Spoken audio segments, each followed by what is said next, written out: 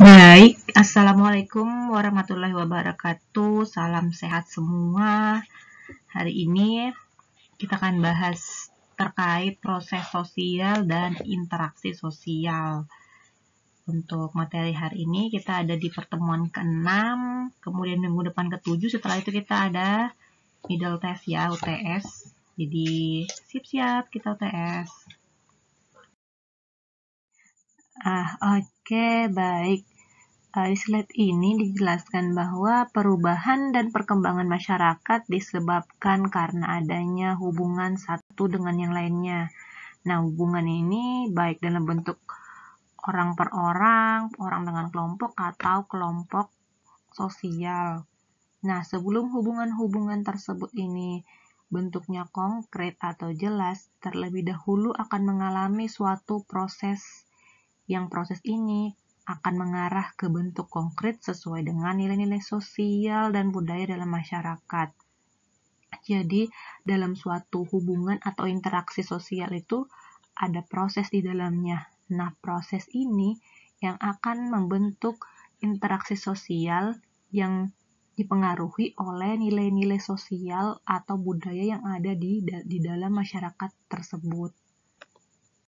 Baik, proses sosial di sini menurut Surjono adalah cara-cara berhubungan yang dapat dilihat apabila orang perorangan dan kelompok-kelompok sosial saling bertemu.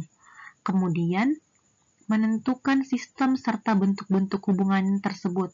Apakah bentuk hubungannya akan positif seperti kerjasama atau bahkan akan negatif seperti konflik. Nah, atau apa yang akan terjadi apabila ada perubahan-perubahan yang menyebabkan goyahnya pola-pola kehidupan yang telah ada. Jadi proses sosial ini adalah cara-cara berhubungan yang dapat dilihat saat seseorang bertemu atau kelompok bertemu. Apakah dia tatap mata, tidak sengaja, atau mungkin ada kontak fisik, saling berbenturan, atau seperti apa prosesnya. Nah, proses ini nantinya akan menghasilkan interaksi sosial. Baik, menurutnya Kimball di sini, interaksi sosial merupakan kunci dari semua kehidupan sosial karena tanpa interaksi sosial tak mungkin ada kehidupan bersama. Jadi menurutnya Kimball, orang hidup bersama bermasyarakat itu pasti ada interaksi sosial di dalamnya. Nah, kenapa? Karena interaksi sosial ini di dalamnya ada individu atau kelompok manusia yang bekerja sama, saling berbicara, dan berusaha mencapai tujuan bersama. Atau bahkan ada persaingan di dalamnya atau pertikaian. Jadi, di dalam interaksi sosial ini akan ada berbagai bentuk positif atau negatif, bisa kerjasama atau saling berbicara, kemudian mencapai tujuan, bahkan sampai yang ke negatif atau mengadakan persaingan atau pertikaian. Nah, yang tadi, proses tadi itu atau cara-cara orang berhubungan yang dapat dilihat saat dia bertemu akan menghasilkan kerjasama ini atau akan menghasilkan saling berbicara dan kemudian bisa sampai mereka satu visi misi, kemudian bisa jadi ada persaingan di dalamnya, kemudian bisa jadi juga ada pertikaian di dalam masyarakat atau kehidupan bersama. Oke. Di sini dijelaskan bahwa interaksi sosial itu sebagai faktor utama dalam kehidupan sosial. Kenapa? Karena bentuk umum dari proses sosial adalah interaksi sosial. Jadi saat proses sosial, saat pertemuan berlangsung, akan ada interaksi yang dihasilkan. Karena interaksi sosial merupakan syarat utama terjadinya aktivitas-aktivitas sosial. Jadi kalau ada kegiatan-kegiatan sosial, entahkah itu gotong royong, entahkah itu pemilihan RT RW atau musyawarah, kelurahan atau desa, di situ akan ada interaksi di dalamnya. Akan ada saling menegur saat dua orang ketemu atau kelompok bertemu, akan ada jabat tangan, kemudian saling berbicara, atau bahkan bisa saja terjadi perkelahian di saat dua orang atau kelompok ini bertemu. Nah, apabila dua orang bertemu, interaksi sosial dimulai saat itu. Jadi interaksi sosial ini tidak terjadi hanya dengan berbicara atau berjabat tangan, ada kontak fisik atau saling menegur atau mungkin berkelahi, tapi saat orang-orang ini bertemu nih, kemudian tidak saling berbicara atau tidak saling menukar tanda-tanda, maksudnya tidak ada kontak fisik, tidak saling tersenyum atau tidak saling menyapa, interaksi sosial itu telah terjadi. Nah, kenapa? Karena masing-masing sadar akan adanya pihak lain yang menyebabkan perubahan-perubahan dalam perasaannya maupun syaraf-syaraf orang yang bersangkutan. Ya, contohnya begini. Saat kita bertemu orang yang kita tidak kenal di PT-PT atau mungkin di kampus karena kita beda fakultas. Kemudian mungkin karena mohon maaf, dia bau keringat atau mungkin parfumnya harum atau mungkin cara berjalannya menarik atau cara berpakaiannya, itu kemudian kita akan yang awalnya mungkin biasa saja, tidak notice, tidak biasa saja, akhirnya akan ada perubahan perasaan atau ada perubahan saraf mata kita, akhirnya lama melihat atau memandang. Nah, itu bisa terjadi interaksi di situ, walaupun interaksi sebenarnya tidak terlalu tereksplor, tidak terlalu kuat seperti kemudian kita saling menyapa atau berjabat tangan, tapi hanya dengan saling melihat kemudian kita ternotis itu terperhatikan, ada kesan yang orang tersebut bisa berikan kepada kita, itu sudah terjadi sebenarnya interaksi. Kenapa? Karena saat kita melihat seseorang, ada kesan dari orang tersebut, itu kemudian menentukan tindakan apa yang akan kita lakukan.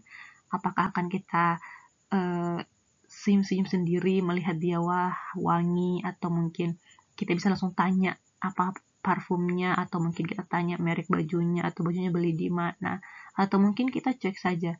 Nah, hasil dari kesan kita itu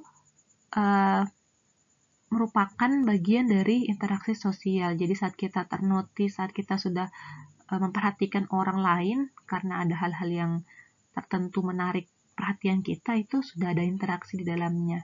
Jadi interaksi tidak hanya karena kita berkontak fisik, jabat tangan, atau berkomunikasi, tapi dengan kita saling melihat saja kemudian ada kesan yang tersimpan dari orang tersebut, itu sudah ada interaksi. Jadi dapat dikatakan bahwa interaksi sosial ini merupakan dasar dari proses sosial. Jadi saat orang bertemu ini adalah proses sosialnya akan menghasilkan interaksi sosial, baik itu saling menyapa, atau jabat tangan, atau berbicara, kerjasama, bahkan dia berkelahi. Nah, memahami proses dan interaksi sosial sangat berguna di dalam memperhatikan dan mempelajari berbagai masalah masyarakat. Itulah kenapa pentingnya kita perlu paham tentang proses dan interaksi sosial. Nanti kita akan bahas tentang sifat-sifat interaksi sosial, bentuk-bentuknya. Nah, perlu kita pahami juga bahwa interaksi sosial ini hanya berlangsung antara pihak-pihak apabila terjadi reaksi dari kedua belah pihak. Yang seperti tadi saya bilang, walaupun kita tidak saling kenal, tidak berjabat tangan, tidak berbicara, hanya saling tatap muka, kemudian kita sudah ternotis atau terkesan dengan bau parfumnya atau mungkin cara berpakaiannya, itu sudah bisa dibilang interaksi. Karena ada reaksi yang terjadi. Apabila seseorang memukul boneka, tidak akan terjadi suatu interaksi sosial. Kenapa? Karena bonekanya tidak akan bereaksi dan mempengaruhi orang yang telah memukulnya. Jadi interaksi sosial itu tidak akan mungkin terjadi apabila manusia mengadakan hubungan yang langsung dengan sesuatu yang sama sekali tidak berpengaruh. Jadi kayak interaksi sosial itu tidak bisa terjadi kalau manusia melakukannya dengan benda mati. Karena tidak ada feedback dari orang tersebut. Jadi kalau kita seumpama tatap muka dengan orang, saat kita cium bau parfumnya akan ada kesan. Nah, kesannya itu bisa saja karena kita saling melihat sesama orang, dia mungkin bisa jadi risih, atau mungkin bisa saja dia senang-senang saja dilihat. Nah, itu reaksi dari orang yang kita lihat. Tapi kalau kita bertemu dengan benda mati, tidak ada reaksi yang akan terjadi atau tidak ada interaksi sosial yang akan terjadi, karena benda mati tidak bisa membalas apa yang telah kita lakukan. Jadi saat kita pukul, dia tidak bisa pukul balik, yaitu tidak ada interaksi sosial di situ. Saat kita bilang dia nyaman diduduki, tidak ada balasan dari kenyamanan itu. Tapi saat kita melakukan kesan itu di manusia, akan ada feedback dari manusia tersebut. Jadi entahkah melihat risih ke kita, atau bahkan bisa jadi senang dilihat sama kita begitu. Jadi ada reaksi dari lawan saat dia bertemu. Oke. Untuk syarat terbentuknya interaksi di sini ada 2. Yang pertama adanya kontak sosial, kemudian adanya komunikasi. Jadi saat ada kontak sosial dan komunikasi, ini interaksi terjadi. Baik, seperti tadi yang sudah dijelaskan bahwa terjadinya suatu interaksi sosial, yang pertama ada kontak sosial di dalamnya. Nah, kata kontak sendiri berasal dari bahasa Latin, yaitu con atau cum, artinya bersama-sama, dan tengo artinya menyentuh. Jadi, kata kontak yang dari bahasa Latin ini artinya adalah sama-sama atau bersama-sama menyentuh. Nah, secara fisik, kontak baru terjadi apabila hubungan badan atau badania. Namun, sebagai gejala sosial tidak perlu berarti suatu hubungan badan. Kenapa? Karena orang dapat mengadakan hubungan dengan orang lain tanpa menyentuh, seperti lewat telepon. Orang dapat berkomunikasi dengan orang lain itu tanpa harus berjabat tangan atau bertemu langsung, tapi bisa juga dengan melalui telepon atau ada perantara. Nah, dapat dikatakan juga bahwa kontak sosial merupakan permulaan dari interaksi dan tidak harus bersentuhan fisik. Jadi perlu dipahami, kontak sosial ini tidak hanya dengan bersentuhan atau dengan ketemu langsung, tapi dengan by phone juga itu bisa dikatakan sebuah kontak, karena kontak ini adalah cara berhubungannya orang yang satu dengan orang lain, jadi tidak harus saling bersentuhan fisik. Nah, di sini bentuk-bentuk kontak sosial ini ada 3. Yang pertama antar orang perorangan, yang kedua ada antar orang dengan kelompok, dan yang ketiga antara kelompok dengan kelompok. Nah, untuk bentuk pertama ini antar orang perorangan, ini kontak sosialnya lebih kecil ya dia, jadi antara 2 orang atau 3 orang di sini. Jadi di sini akan ada terjadi interaksi sosial dari kedua orang yang saling berbicara. Di sini bisa saling ketemu langsung atau mungkin lewat telepon. Kemudian di sini kontak sosial juga bisa terjadi jika ada satu dosen dengan mahasiswa atau kelompok, kemudian guru dengan siswa-siswanya. Jadi dia lebih agak besar jumlah orangnya, dan juga ada antara kelompok dan kelompok. Ini bisa kelompok belajar, kemudian bisa kelompok antar fakultas, atau mungkin bisa kelompok remaja yang saling bermusuhan atau saling bertikai. Nah, kalau tadi bentuk-bentuk dari kontak sosial ini ada 3, yang orang per orang, orang dengan kelompok, dan kelompok. Di sini ada sifat-sifat dari kontak sosial. Yang pertama ada kontak primer, yang kedua ada kontak sekunder. Nah, kontak primer di sini maksudnya adalah interaksi atau kontak yang terjadi secara langsung atau bertatap muka. Nah, ini dia yang menyentuh atau berhubungan melalui badan, ada sentuhan fisik di sini. Kemudian kalau yang sekunder itu kontaknya atau interaksinya terjadi melalui suatu perantara yang tadi, bisa melalui telepon atau bisa melalui email atau melalui radio, saling menyapa, ya seperti itu. Jadi kalau primer itu kita face to face, ketemu langsung, kemudian kalau sekunder itu ada perantara, cara komunikasi kita atau interaksi kita. Kemudian sifat dari kontak sosial ini kemudian akan menghasilkan dua, kontak sosial positif dan kontak sosial negatif. Nah, untuk kontak sosial positif akan mengarah pada kerjasama. Jadi saat kita berkomunikasi langsung, kemudian hasilnya positif, kita bisa kerjasama, entah kerjasama sesama mahasiswa atau sesama pelamar kerja dengan perusahaan. Ada juga yang menghasilkan kontak sosial yang negatif, atau dia akan mengarah pada pertentangan atau konflik. Di sini mungkin ada kesalahpahaman atau mungkin ada miskomunikasi. Oke, setelah tadi kita bahas syarat interaksi sosial, yang pertama ada kontak sosial, di sini syarat keduanya adalah adanya komunikasi. Nah, apa itu komunikasi? Jadi komunikasi merupakan penyampaian pesan baik verbal atau secara langsung maupun nonverbal, yaitu yang tertulis maupun melalui syarat. Jadi dengan adanya komunikasi, sikap-sikap dan perasaan-perasaan kita atau suatu kelompok manusia atau perorangan dapat diketahui oleh kelompok lain atau orang lain. Jadi dengan komunikasi kita bisa menyampaikan apa maksud kita, apa mau kita, apa yang kita inginkan. Nah, hal ini juga kemudian merupakan bahan untuk menentukan reaksi apa yang akan dilakukannya. Jadi di sini komunikasi akan ada feedback dari apa yang telah kita sampaikan kepada orang lain. Nah, perlu dipahami, suatu kontak dapat terjadi tanpa komunikasi. Tapi, kontak tanpa komunikasi tidak mempunyai arti apa-apa. Jadi, contohnya nih, saat kita orang Indonesia ketemu dengan orang bule atau orang Jerman.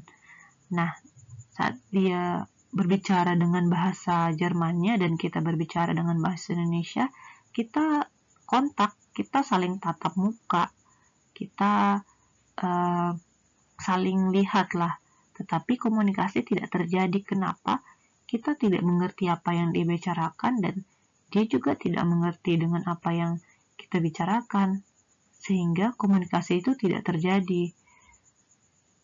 Karena ya tadi, keduanya saling tidak mengerti perasaan masing-masing, saling tidak mengerti apa yang mereka bicarakan, sehingga bisa jadi interaksi sosial pun tidak terjadi di situ.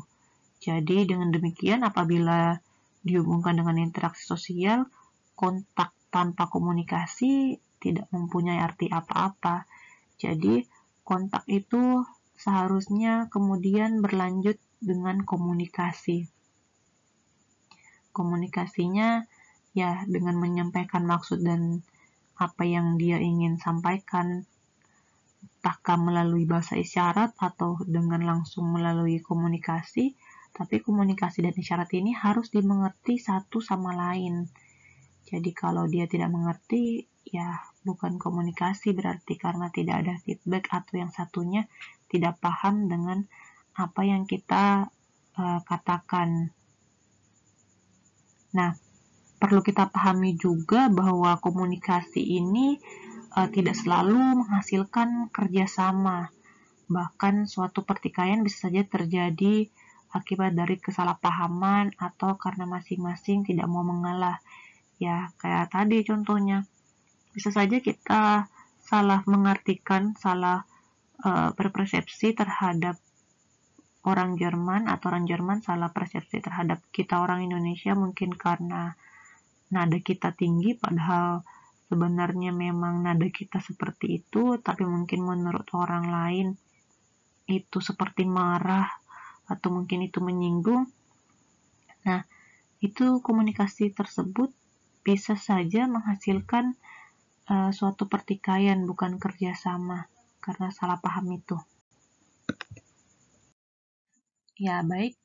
Di sini juga dijelaskan bahwa dalam komunikasi memungkinkan terjadi berbagai macam penafsiran terhadap tingkah laku seseorang. Jadi contohnya saat kita berbincang dengan seseorang, saat dia tersenyum, kita bisa saja akan menafsirkan dia itu ramah, atau baik, atau dia humble. Tapi saat dia mukanya jutek atau sinis, kita bisa bilang dia tidak bersahabat seperti itu. Jadi dalam komunikasi ya memungkinkan kita menafsirkan dari tingkah laku atau feedback tingkah laku yang lawan bicara kita berikan. Nah, dengan adanya komunikasi, seseorang dapat memberi arti pada perilaku atau perasaan-perasaan sesuai dengan yang ingin disampaikan oleh orang tersebut. Jadi dengan komunikasi, seseorang dapat menyampaikan apa yang diinginkan, apa yang ada di pikirannya, apa yang ada di hatinya atau di perasaannya kepada orang yang ingin disampaikan. Nah, kemudian orang yang bersangkutan kemudian memberi reaksi atau ada feedback terhadap perasaan yang ingin disampaikan oleh orang tersebut. Jadi komunikasi ini hampir sama dengan kayak tembak orang lah atau nembak cewek. Jadi saat mahasiswa menembak mahasiswi atau menembak pacarnya, dia akan menyampaikan perasaannya. Kemudian yang ditembak akan menyampaikan juga atau memberikan reaksi, memberikan feedback terhadap apa yang telah disampaikan. Apakah dia akan menolak atau dia akan menerima. Nah, saat dia menerima, di situ komunikasi menghasilkan kerjasama. Jadi saat dia menerima perasaan yang menembak ini, berarti akan ada kerjasama di dalamnya karena mereka akan saling bertemu atau saling berhubungan. Kemudian saat dia ditolak bisa jadi akan ada konflik atau mungkin permusuhan di dalam situ karena bisa saja orang yang menembak akan merasa tersakiti atau mungkin butuh waktu untuk menjauh dari orang tersebut. Nah, itu akan terjadi reaksi-reaksi terhadap apa yang akan disampaikan atau lawan bicaranya. Baik. Nah, bentuk-bentuk interaksi sosial sendiri menurut Selo Sumarjan ini ada 3. Yang pertama ada kerjasama atau cooperation, ada persaingan atau competition, kemudian ada pertikaian atau konflik. Nah, untuk kerjasama sendiri ini adalah interaksi antar individu atau kelompok untuk memperoleh kepentingan bersama. Jadi karena ada kepentingan atau visi misi yang bersama yang ingin dicapai, sehingga individu-individu ini atau kelompok ini kemudian kerjasama atau mereka akhirnya saling saling bergabung untuk mencapai hal yang ingin diinginkan atau kepentingannya itu seperti apa. Mereka kan sama-sama mencapai kepentingan tersebut. Nah, kerjasama ini mungkin akan bertambah kuat apabila ada bahaya dari luar yang mengancam atau tindakan-tindakan luar yang menyinggung dari kelompok atau individu ini. Jadi saat ada hal-hal dari luar kelompok atau individu ini yang mengancam, kerjasama itu akan kuat. Kenapa? Mereka akan saling bersatu kemudian melawan bahaya-bahaya dari luar tersebut. Nah, kemudian yang kedua bentuknya ada persaingan. Nah, persaingan ini merupakan perjuangan seseorang atau masyarakat untuk memperoleh kemenangan atau hasil secara kompetitif. Jadi, di dalam interaksi sosial juga ada persaingan. Saja persaingan ini seperti pemilihan ketua tingkat atau persaingan pemilihan ketua RT, ketua RW, bahkan sampai ke presiden. Kemudian di interaksi sosial ini akan ada pertikaian atau konflik, yaitu proses sosial antar perorangan atau kelompok masyarakat tertentu akibat adanya perbedaan paham atau kepentingan yang sangat mendasar. Jadi karena ada kesalahpahaman atau perbedaan paham antara orang-orang atau kelompok dalam masyarakat ini atau dalam sistem ini, akhirnya akan ada konflik di dalamnya. Nah, konflik ini bisa saja terjadi karena ada orang yang mencoba merusak hubungan dari orang-orang yang ada dalam sistem atau kelompok masyarakat tersebut. Nah, kalau tadi menurut Sela Sumarja bentuk-bentuk interaksi sosial dibagi 3, kalau menurut Sujono Sukanto bentuk-bentuk interaksi ini ada 2, yaitu ada disosiatif dan juga ada asosiatif. Yang asosiatif ini dibagi menjadi 3 lagi, yaitu ada akulturasi, kemudian ada asimilasi, dan ada juga cooperation. Nah, asosiatif ini merupakan bentuk interaksi sosial positif yang mengarah pada kesatuan. Jadi dia kalau yang positif-positif hasil interaksinya atau bentuknya dia disebut asosiatif, tapi sebaliknya kalau bentuk interaksi sosialnya negatif kayak pertikaian, kayak persaingan, ada kontroversi, itu dia disebut disosiatif atau mengarah pada perpisahan. Nah, kita akan bahas disosiatif di sini. Yang pertama bentuknya itu kerjasama atau bentuk interaksi sosialnya dia positif. Salah satunya adalah kerjasama. Nah, kerjasama adalah usaha bersama antara orang perorangan atau kelompok untuk mencapai tujuan bersama. Nah, di kerjasama sini ada 3 bentuk. Yang pertama, kerjasamanya spontan atau terjadi secara tiba-tiba. Jadi contohnya ada pembagian kelompok oleh dosen. Kemudian akan terjadi kerjasama di situ untuk menyelesaikan tugas yang diberikan kepada dosen. Contohnya, saya memberikan tugas untuk presentasi. Di situ akan tiba-tiba terjadi kerjasama antara orang-orang ini karena bisa saja kelompok yang sebentuk adalah orang-orang yang pertama kali bertemu atau pertama kali terbentuk dalam suatu kelompok itu. Kemudian kerjasama yang kedua yaitu kerjasama secara langsung, yaitu hasil perintah atasan kepada bawahan atau penguasa kepada rakyat. Nah, kerjasama di sini ini contohnya bos saya memberikan perintah kepada saya untuk melakukan monitoring atau melakukan capacity building kepada PSKS atau TKSA. Nah, ini adalah kerjasama secara langsung. Jadi ada hubungan antara yang memberi perintah dengan kita seperti itu. Kemudian yang ketiga kerjasama kontrak. Nah, di sini dilakukan atas dasar syarat-syarat atau ketetapan tertentu yang disepakati bersama. Jadi contohnya kayak pemain sepak bola, ada kerjasama kontrak antara PSM dengan manajemennya, kemudian Persija dengan manajemennya, ada syarat-syarat di dalam mereka kerjasama tersebut, ada kontrak berapa tahun, kemudian disepakati secara bersama-sama. Baik. Bentuk kedua dari interaksi sosial yang asosiatif yaitu adalah akomodasi. Nah, apa itu akomodasi? Akomodasi adalah proses penyesuaian diri orang ataupun kelompok yang awalnya saling bertentangan. Jadi setelah orang tersebut bermusuhan, konflik, bertentangan, akan ada penyesuaian diri, ada proses penyesuaian diri di mana mereka mulai saling berdamai atau calm down. Nah, proses penyesuaian diri ini disebut akomodasi. Nah, bentuk dari akomodasi ini ada 8. Yang pertama, bentuk kompromi. Di sini kompromi terjadi ketika pihak-pihak yang terlibat perselisihan saling mengurangi tuntutan agar tercapai penyelesaian. Jadi contohnya, pihak A tidak terima dengan pihak B ketika pihak A yang orang pribumi dipimpin atau dikuasai wilayahnya oleh kelompok B yang pendatang. Tapi saat kelompok A ini mulai mengurangi tuntutannya, mulai ikhlas, mulai legowo, di situ ada kompromi yang terjadi sehingga penyelesaian bisa terjadi dengan cepat begitu. Jadi pertentangan perselisihannya bisa tidak terjadi lagi. Di situ ada proses penyesuaian diri karena ada kompromi. Kemudian bentuk dari akomodasi yang kedua yaitu adalah arbitrasi.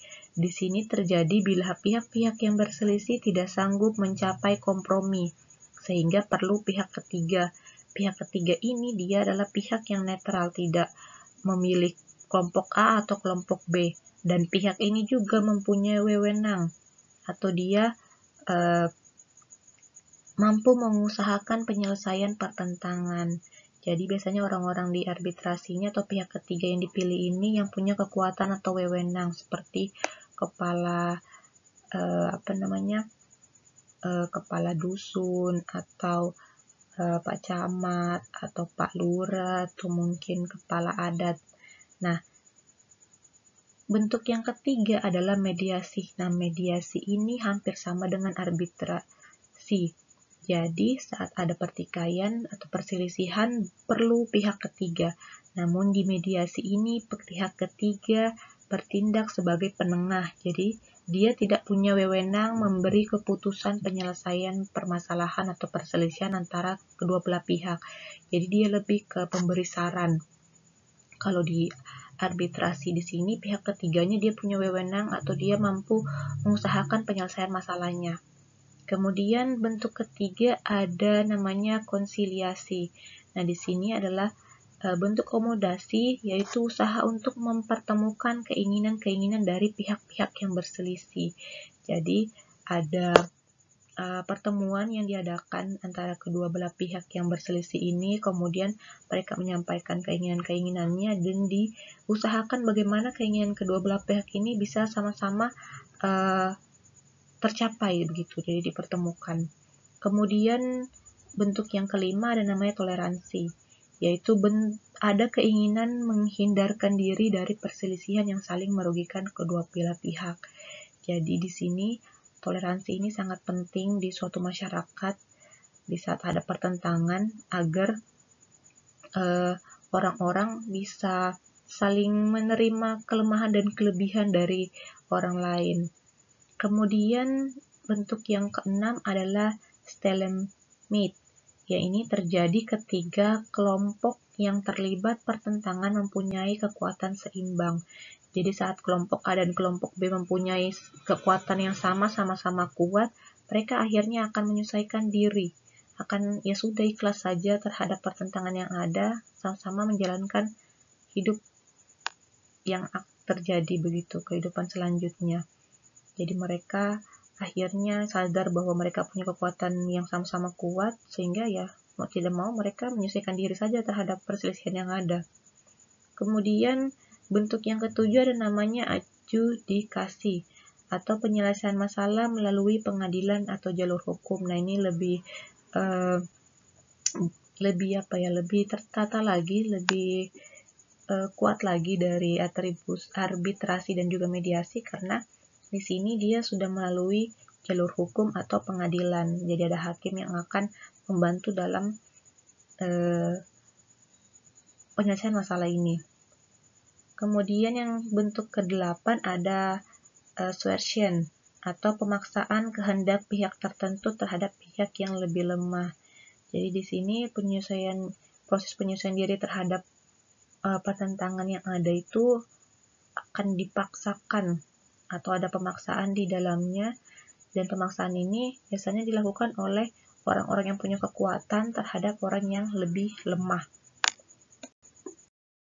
Nah, bentuk ketiga dari interaksi yaitu yang asosiatif, yaitu adalah asimilasi. Nah, asimilasi ini sendiri adalah proses sosial yang ditandai dengan usaha-usaha mengurangi perbedaan-perbedaan yang ada di kelompok atau orang perorangan. Nah, dalam usaha-usaha untuk mengurangi perbedaan-perbedaan tersebut, ada faktor-faktor yang mempengaruhi terjadinya hal tersebut atau asimilasi ini. Yang pertama, toleransi. Yang kedua, sikap menghargai. Yang ketiga, sikap terbuka. Kemudian yang keempat, perkawinan campuran. Perkawinan campuran ini juga bisa menghasilkan asimilasi atau usaha-usaha kita untuk mengurangi perbedaan. Jadi kita menerima percampuran atau budaya lain, begitu, tidak kotak-kotak kita harus menikah dengan suku yang sama.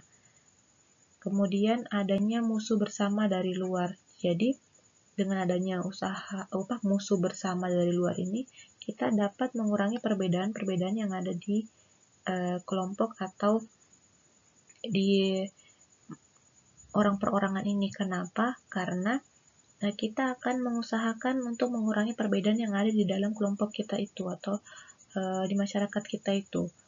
Karena kita akan bersatu, bekerja sama untuk melawan musuh yang ada dari luar. Kemudian faktor penghambat sendiri dari asimilasi atau usaha untuk mengurangi perbedaan, yang pertama adalah kehidupan yang terisolasi. Jadi saat ada kelompok yang terisolasi, itu akan menghambat terjadinya proses mengurangi perbedaan-perbedaan yang ada.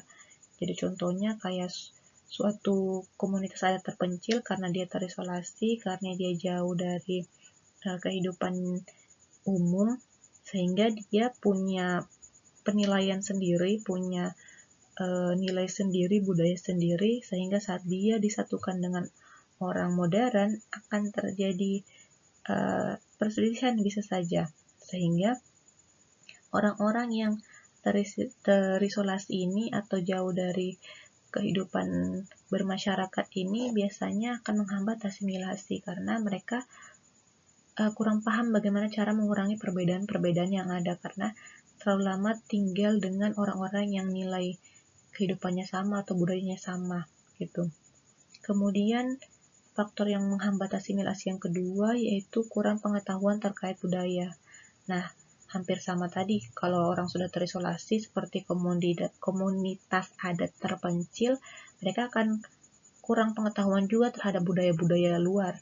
Kenapa? Karena mereka hanya fokus terhadap budayanya atau adatnya, sehingga mereka hanya mengetahui hal-hal yang ada di mereka, sehingga ketika ada pengetahuan atau budaya lain, mereka akan menolak keras budaya tersebut.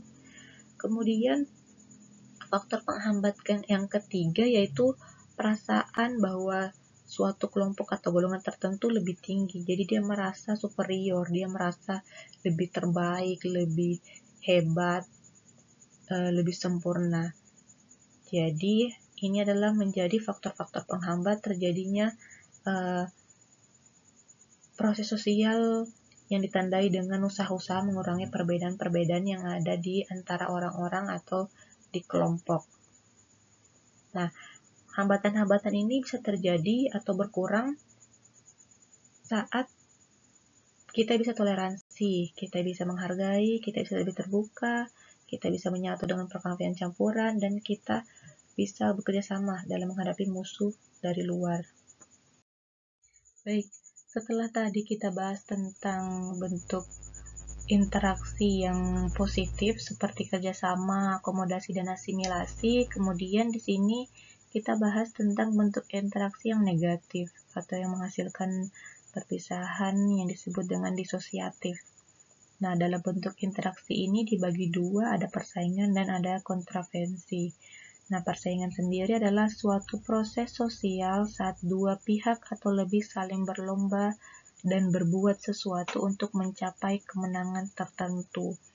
Jadi contohnya ada persaingan mencapai kedudukan menjadi ketua tingkat atau menjadi presiden atau menjadi presma, presiden mahasiswa. Nah, persaingan ini mempunyai dua tipe umum. Yang pertama bersifat pribadi dan yang kedua persaingan yang tidak bersifat pribadi. Untuk persaingan yang bersifat pribadi di sini yaitu orang perorangan atau individu yang secara langsung bersaing untuk memperoleh kedudukan tertentu di dalam organisasi. Contohnya menjadi presma tadi atau menjadi ketua himpunan.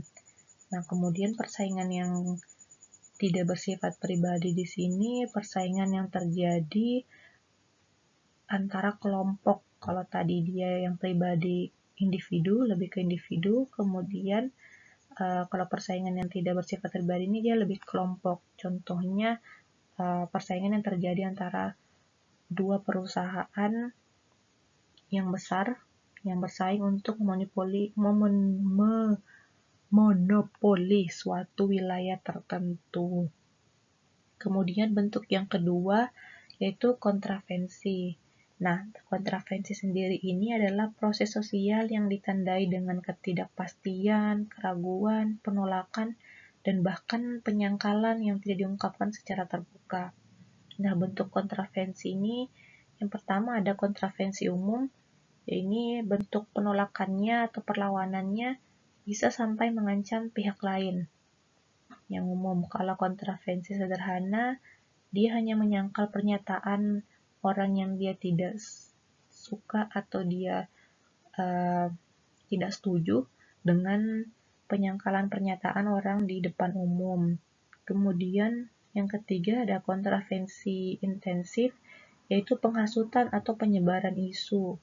Menyebarkan isu-isu atau menghasut orang-orang tertentu dengan menjelek-jelekan pihak lain. Kemudian yang keempat, kontravensi rahasia atau dengan membocorkan rahasianya. Jadi bentuk-bentuk kontravensi ini sebagai tanda seseorang atau kelompok menolak atau meragukan atau merasa tidak pasti atau menyangkal orang lain atau kelompok lain. Oke, saya rasa cukup untuk pembahasan proses dan interaksi sosial. Tadi sudah kita bahas sifatnya, kemudian bagaimana terbentuknya suatu interaksi, bagaimana bentuk-bentuk dari interaksi. Jika ada yang ingin ditanyakan, silakan ditanyakan di grup dan teks saya. Jangan lupa absen. Terima kasih. Assalamualaikum warahmatullahi wabarakatuh.